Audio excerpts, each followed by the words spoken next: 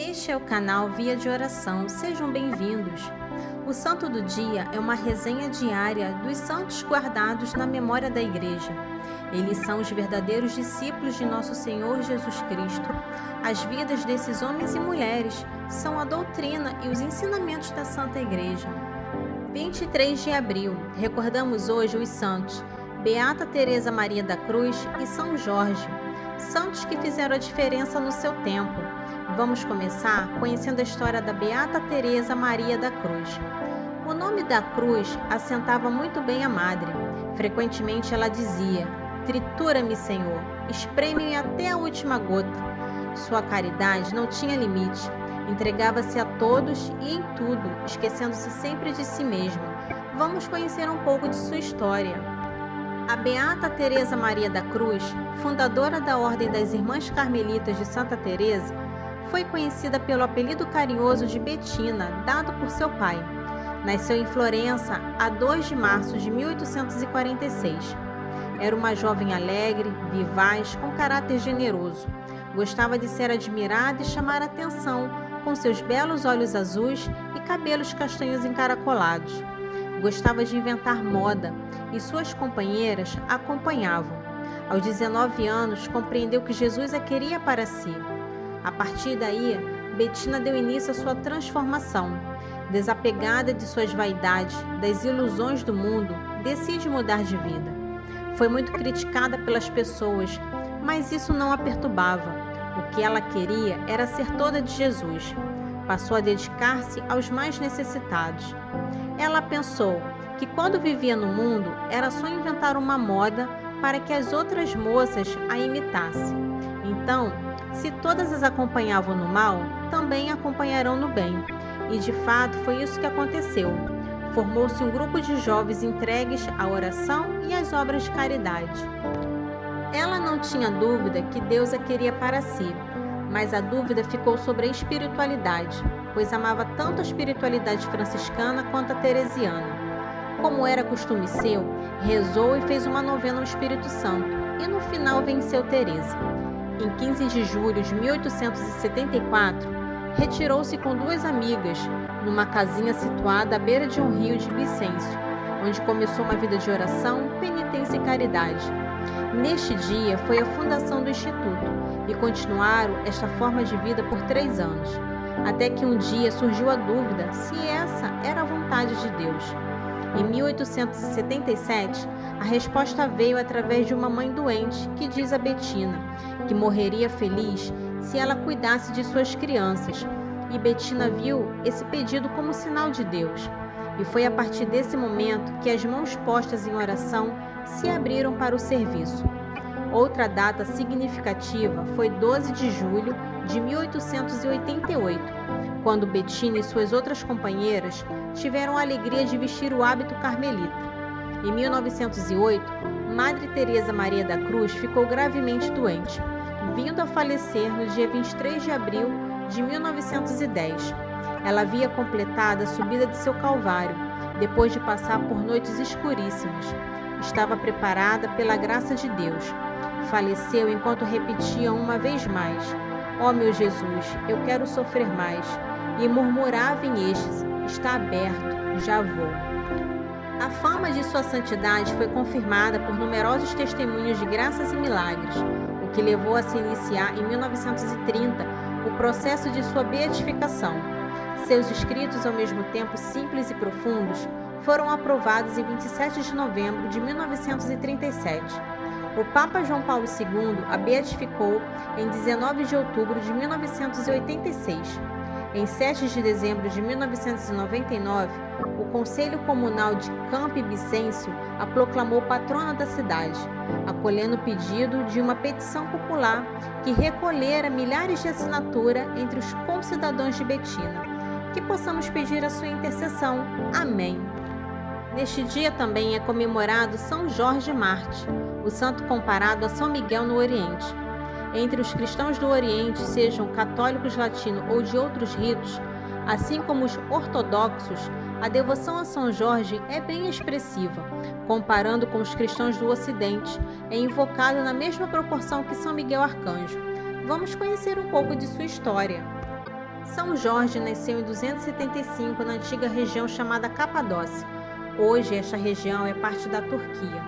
O pai de Jorge era militar e faleceu numa batalha. Após a morte do pai, Jorge e sua mãe, chamada Lida, mudaram-se para a Terra Santa. Lida era originária da Palestina. Era uma mulher que possuía instrução e muitos bens. Ela conseguiu dar ao filho Jorge uma educação esmerada. Ao atingir a adolescência, Jorge seguiu a carreira de muitos jovens da época e entrou para a carreira das armas, pois tinha um temperamento naturalmente combativo, tanto que logo ele se tornou capitão do exército romano. Jorge tinha grandes habilidades com as armas e muita dedicação. Por causa dessas qualidades, o imperador Diocleciano deu a ele o título nobre de Conde da Capadócia. Assim, com apenas 23 anos, Jorge passou a morar na alta corte de Nicomédia. Nesse tempo, ele exerceu o cargo de tribuno militar. Quando sua mãe faleceu, Jorge recebeu a herança que lhe cabia e foi enviado para um nível mais alto ainda, a corte do imperador. Lá, porém, quando começou a ver a crueldade com que os cristãos eram tratados pelo Império Romano que ele servia, mudou seu pensamento. Ele já conhecia o cristianismo por causa da influência de sua mãe e da Igreja de Israel. Então, ele deu um primeiro passo de fé. Distribuiu todos os seus bens aos pobres. Mesmo sendo membro do alto escalão do exército, ele quis a verdadeira salvação prometida pelo Evangelho que ele já conhecia. Porém, o imperador Diocleciano tinha outros planos. Sua intenção era eliminar os cristãos. Assim, no dia que um senado confirmaria o decreto do imperador que autorizaria a eliminação dos cristãos, Jorge levantou-se da tribuna e se declarou espantado com esta decisão, que julgava absurda. Ele ainda disse diante de todos que os romanos é que deveriam assumir o cristianismo em suas vidas. Todos ficaram muito surpresos quando ouviram palavras como essas, vinda da boca de um membro da Suprema Corte de Roma. Questionado por um cônsul sobre o porquê dessas palavras, Jorge respondeu-lhe que estava dizendo aquilo porque acreditava na verdade, e por ser esta a verdade, a defenderia a todo custo. Mas o que é a verdade? Perguntou o cônsul. Jorge respondeu: a verdade é meu Senhor Jesus Cristo, a quem vós perseguis. E eu sou servo de meu Redentor Jesus Cristo, e nele, confiando, me pus no meio de vós para dar testemunho da verdade. O imperador, furioso ao ver o cristianismo infiltrado no império, tentou obrigá-lo a desistir da fé cristã. Por isso, enviou a sessões de torturas violentas e terríveis. Assim, depois de cada tortura, Jorge era levado de volta ao imperador. Este lhe perguntava se, depois da tortura, abandonaria a fé cristã. Jorge, porém, reafirmava sua fé, cada vez com mais coragem. Muitos romanos, ao presenciar estes fatos, tomaram as dores de Jorge, até mesmo a própria esposa do imperador. Aliás, mais tarde, ela se converteu à fé em Jesus Cristo.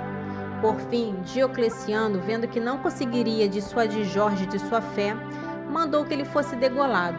Era o dia 23 de abril do ano 303. Aconteceu na cidade de Nicomédia, na Ásia Menor. Os cristãos recolheram o corpo de São Jorge e veneraram seus restos mortais como relíquias. Isso porque todo mártir, ou seja, aquele que é morto por causa da fé em Jesus Cristo, se torna santo. Mais tarde, os cristãos levaram as relíquias de São Jorge para a antiga cidade de Diáspoli, onde ele crescera. Lá, seu corpo foi sepultado. Anos mais tarde, o primeiro imperador cristão, chamado Constantino, conhecendo a bela história de São Jorge, mandou que fosse construído um oratório. Sua intenção era que a devoção a São Jorge se espalhasse por todo o império. Por volta do século V, já se contavam 5 igrejas dedicadas a São Jorge na capital do império no Oriente, chamada Constantinopla. Mais tarde, no vizinho país do Egito, foram construídas 4 igrejas e mais 40 conventos dedicados a São Jorge. São Jorge passou a ser venerado como sendo um dos maiores santos da Igreja Católica em várias regiões, como na Armênia, em Bizâncio e no Estreito de Bósforo, na Grécia. De acordo com uma lenda, São Jorge fez acampamento com sua legião romana numa região próxima de Salone, Líbia, no norte da África. Lá diziam haver um enorme dragão com asas. O animal devorava pessoas da cidade como cordeirinhos. Diziam que o hábito da terrível criatura era tão venenoso que qualquer um que se aproximasse poderia morrer por envenenamento. Com o intuito de manter a besta longe da cidade, eles ofereciam ovelhas como alimento. Ao acabarem, começaram a oferecer crianças. O sacrifício caiu então sobre a filha do rei de 14 anos, Sabra. A menina foi em direção ao seu cruel destino e deixou a muralha da cidade. Ficou ali à espera da criatura. São Jorge, ao ficar sabendo da história, decidiu pôr fim a tudo isso. Montou seu cavalo branco e partiu para a batalha. Antes, porém, exigiu que o rei desse sua palavra. Se trouxesse sua filha de volta, o rei e todo o reino se converteria ao cristianismo. O rei aceitou e deu sua palavra. Jorge então partiu para a luta com tal dragão. Depois de muita luta e oração, Jorge acertou a cabeça do dragão com sua poderosa espada, que era chamada de Ascalon. Depois São Jorge cravou sua espada debaixo da asa do dragão, num local que tinha escamas. Assim o dragão foi ferido mortalmente e caiu sem vida. São Jorge amarrou a fera e a levou arrastada até a cidade, levando consigo a princesa. Vamos entender o simbolismo. O dragão simboliza a idolatria, que mata inocentes e causa destruição. A idolatria é destruída pelas armas da fé. A jovem que São Jorge salvou representaria a região da qual ele combateu heresias e instalou a fé. São Jorge é considerado padroeiro dos cavaleiros, soldados, escoteiros, esgrimistas e arqueiros. Ele é invocado ainda contra a peste, a lepra e as serpentes venenosas. O santo é honrado também pelos muçulmanos, que lhe deram o apelativo de profeta cristão. Que possamos pedir a intercessão deste santo. Amém. Para conhecer um pouco sobre a vida dos santos, se inscreva no canal, curta e ative o sininho para receber as notificações. Os santos são obras-primas de Cristo e nos levam por suas preces a Deus.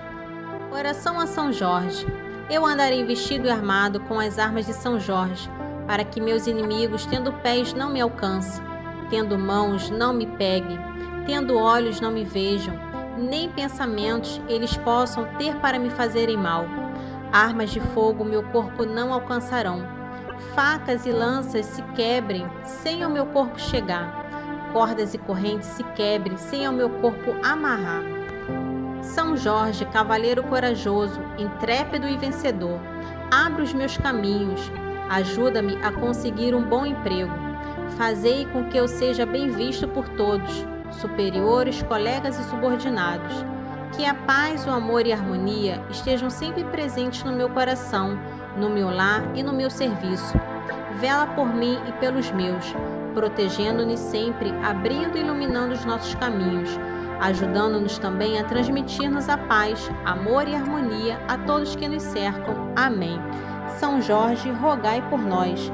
E também Beata Teresa Maria da Cruz, rogai por nós.